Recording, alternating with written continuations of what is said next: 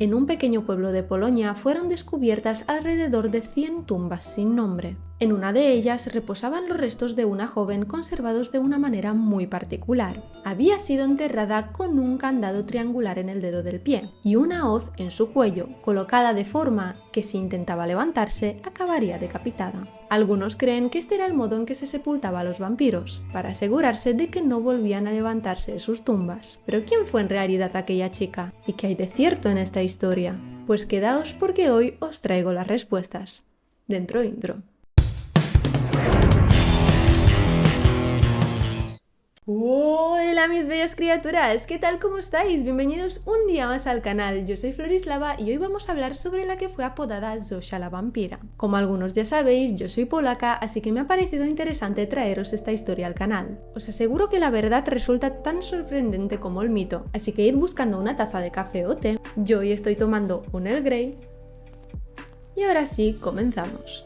Entre 2005 y 2009, los arqueólogos comenzaron a descubrir por primera vez tumbas medievales tempranas en las cercanías de Bydgoszcz. Al principio hallaron objetos funerarios de gran valor, joyas de plata, piedras semipreciosas de un collar, un cuenco de bronce e incluso fragmentos de ropa de seda, entre otros. Este hallazgo los llevó a regresar con la esperanza de encontrar más tesoros funerarios, pero al no tener éxito decidieron investigar un cementerio cercano del siglo XVII, que había sido dañado por distintas prácticas agrícolas. Y fue entonces cuando se toparon con algo mucho más inquietante. Más de 100 tumbas sin marcar desenterradas en un campo de pień a las afueras de la ciudad norteña de Bydgoszcz, un lugar que actualmente es conocido como el Campo de los Vampiros. En 2022, un equipo de arqueólogos de la Universidad Nicolás Copérnico de Toruń, dirigido por Dariusz Poliński y Magda Zagrodzka, desenterró los restos que más llamaron la atención de todos los hallados en aquel lugar. Se trataba de la tumba sin marcar número 75, donde yacía una joven de entre 18 y 20 años. No conocían su nombre, pero el equipo rápidamente comenzó a llamarla Zosia, diminutivo utilizado en Polonia para el nombre de Zofia. Lo que más impactó al equipo fue la forma en que había sido enterrada, con un candado triangular en el dedo del pie y una hoz colocada sobre su cuello, de tal manera que si hubiera intentado levantarse de su sepultura, habría acabado decapitada. A diferencia de lo que podría parecer a primera vista, no se trataba de la escena de un crimen. No había señales de una muerte violenta, sino más bien el reflejo de las creencias sobrenaturales que dominaban a la sociedad de hace unos 350 años. Zosia fue enterrada cuando le llegó la muerte de forma natural. No obstante, todo indica que sus propios vecinos ya la temían en vida y quisieron asegurarse por todos los medios de que, una vez muerta, jamás volvería a levantarse. En su tumba, además del candado y la hoz, aparecieron ciertos tipos de madera a los que en aquella época se les atribuían propiedades mágicas, en especial como protección frente a criaturas como las estriges. Porque aunque hoy en día se ha popularizado la idea de que los vecinos de Zosia la consideraban una vampira, lo cierto es que es solo una simplificación. En realidad no podía ser esa la criatura a la que se referían en aquel entonces. Y es que resulta que el término vampiro no apareció hasta el siglo XVIII. En cambio, en el siglo XVII, cuando Zosia fue enterrada, lo que realmente estaba muy extendido en Polonia era la creencia en las estriges. La estrige o strzyga en polaco es una especie de vampiro del folclore eslavo, especialmente presente en la tradición polaca. Según Alexander Bruckner, un erudito polaco de lenguas y literatura eslavas, además de filólogo, lexicógrafo e historiador de la literatura, el término proviene de estirge, comparable a strigoi. A los que habéis visto The Strain seguramente os suena la referencia. Tremenda seriaza, cabe decir. A mí al menos me gustó bastante. Pues bien, la estrige suele describirse como una mujer que ha sido deformada por una maldición. Se creía que eran personas que nacían con dos almas y por lo tanto con dos corazones. Ese rasgo podía delatarse en su aspecto físico, por ejemplo, si tenían un unicejo o incluso dos filas de dientes, aunque se pensaba que la segunda fila podía ser difícil de detectar. También se acusaba de ser estriges a los lunáticos o a quienes no tenían vello en las axilas.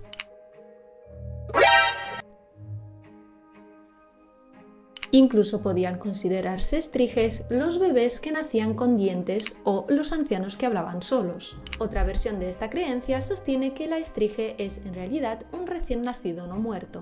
De hecho, se pensaba que cualquier neonato fallecido podía convertirse en una estrige si no se tomaban ciertas precauciones. Según la tradición, estas pequeñas criaturas no muertas acechaban en los bosques durante la noche al acecho de viajeros solitarios o de cualquiera que se aventurara entre los árboles pasada la medianoche, para después devorarlos. Una vez que lograban identificar a la estrige, lo habitual era desterrarla del poblado, aunque no siempre seguían esta práctica. En cualquier caso, se creía que de todas maneras estas personas fallecerían a temprana edad de forma natural, y era entonces cuando debían tomarse precauciones, porque se pensaba que al morir la estrige, solo una de sus almas descansaba, mientras que la otra provocaba que el cadáver volviera a la vida, y para sobrevivir necesitaba alimentarse de seres vivos. Se creía que al levantarse de su tumba, la estrige chupaba la sangre, devoraba los órganos internos de su víctima y podía volar de noche en forma de lechuza. No solo cazaba para subsistir, sino también para vengarse de quienes le habían hecho daño en vida. Y aunque durante un tiempo podía alimentarse de sangre animal,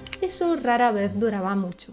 Se decía que atacaba a los que se perdían en los bosques, pero también podía aparecer en su hogar familiar, realizando sus tareas habituales de noche, drenando la energía de sus familiares e incluso augurando su muerte. Así que cuando una familia se veía débil, pálida y cansada, se le atribuía la presencia de estriges. Además, se creía que también entraban en iglesias para romper velas y cometer travesuras.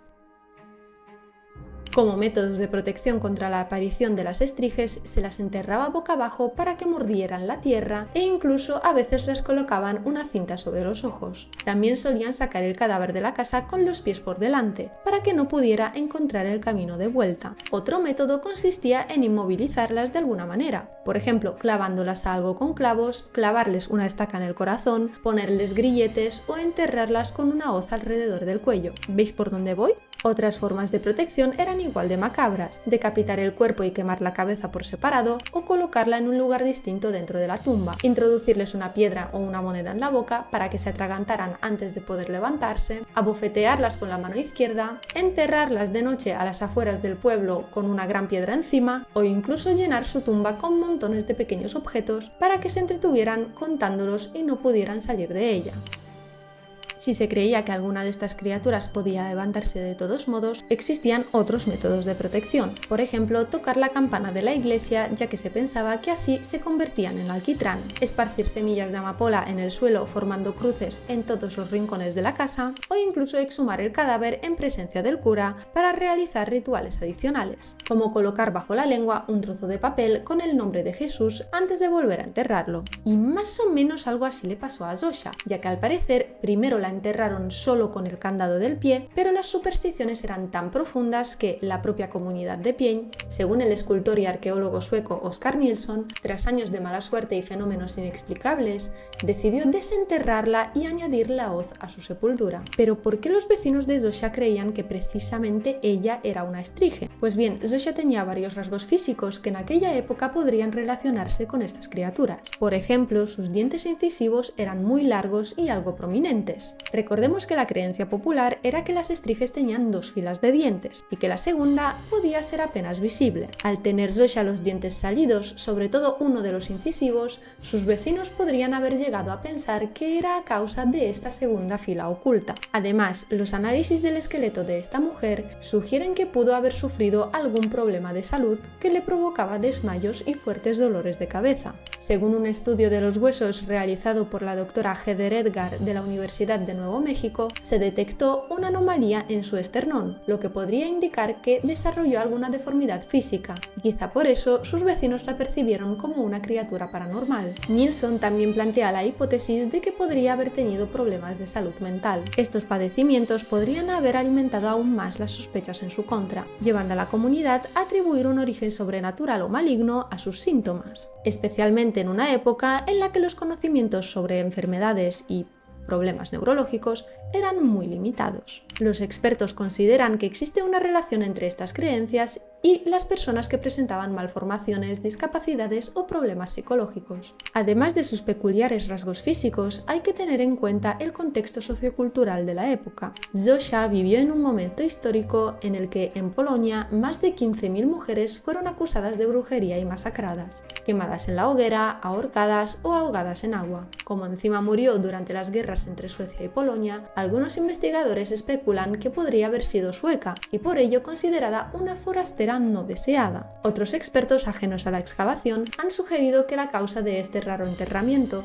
podría haber sido algún estigma social: no estar bautizada, morir por un suicidio, mostrar un comportamiento extraño en vida o incluso ser una de las primeras víctimas de una epidemia. También es posible que se le atribuyera la culpa de alguna desgracia y que por eso fuera tan temida en su comunidad, aunque no hay pruebas concluyentes de esto. Solo son meras especulaciones. De cualquier manera, no se trataba de una acusación excepcional para la época. En Polonia se han encontrado varias tumbas del siglo XVII diseñadas para protegerse de todo tipo de seres malignos. Las supersticiones estaban muy extendidas en la región y muchas comunidades llevaban a cabo rituales específicos para evitar que los muertos regresaran a la vida. De hecho, en el mismo cementerio donde encontraron a Zosia, de las 100 tumbas desenterradas, 30 cuerpos habían sido inmovilizados utilizando diversas técnicas relacionadas con supersticiones de todo tipo. Algunos tenían piedras colocadas en zonas como el codo, la laringe o el cuello, y otros contaban con candados similares a los que llevaba Zosia. Se descubrió también que en algunos casos se habían usado pócimas para tratar el mal en vida. Por ejemplo, apareció un fragmento de mandíbula con una extraña mancha verde en el hueso alrededor de los dientes. Su análisis indicó que podría tratarse de una poción aplicada a personas ya consideradas como estriges o seres similares. Otro cadáver mostraba una mancha verdosa en el paladar,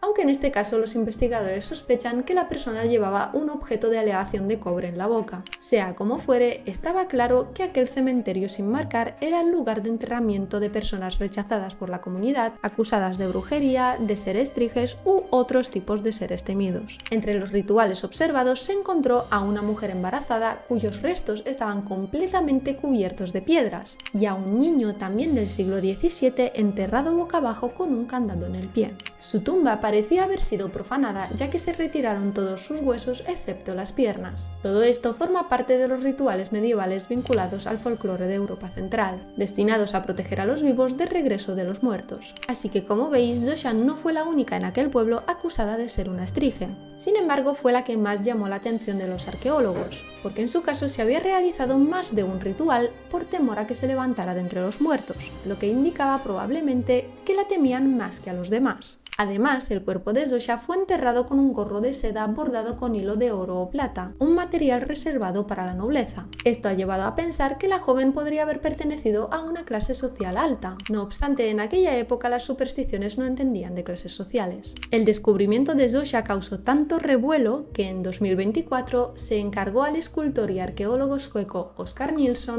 reconstruir su rostro en 3 dimensiones. Es el mismo experto que os mencioné antes, el que determinó que la hoz alrededor del cuello de Zosia había sido añadida tras su exhumación como medida preventiva adicional. Pues eso, la reconstrucción del rostro de Zosia le llevó a Nilsson entre 200 y 400 horas. El resultado mostró a Zosia con un rostro blanquecino y unos penetrantes ojos azules. Pero no fue una elección al azar. Para llevar a cabo la reconstrucción, Nilsson utilizó información sobre su estructura ósea, género, edad, etnia y peso aproximado, con el fin de estimar la profundidad y forma de sus rasgos faciales. Para ello, utilizó pruebas de ADN, técnicas de impresión 3D y arcilla para modelar cada detalle. El proceso fue extremadamente minucioso. Se colocaron alfileres de distintas longitudes en el modelo para reflejar el grosor del tejido en diferentes partes de la cara. Luego se aplicaron músculos hechos con un tipo especial de arcilla y finalmente se añadieron los globos oculares y capas posteriores que imitaban el tejido y la piel. El resultado fue una representación física realista de Zosia, con detalles tan específicos como las arrugas, los poros de la piel, los rasgos faciales y las cicatrices derivadas de lesiones previas. Nilsson, al terminar la reconstrucción, comentó: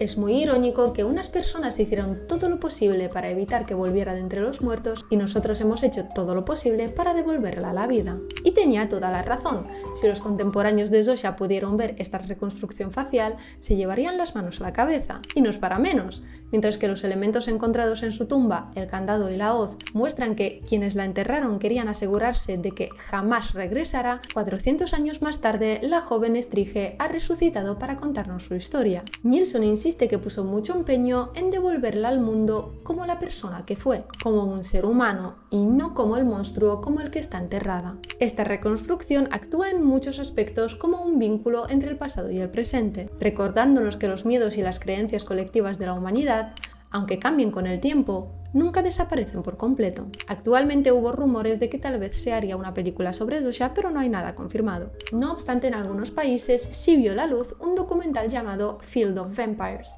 de Sky History, que relata los hallazgos de las tumbas de Pień. Y ahora sí, hasta aquí el vídeo de hoy.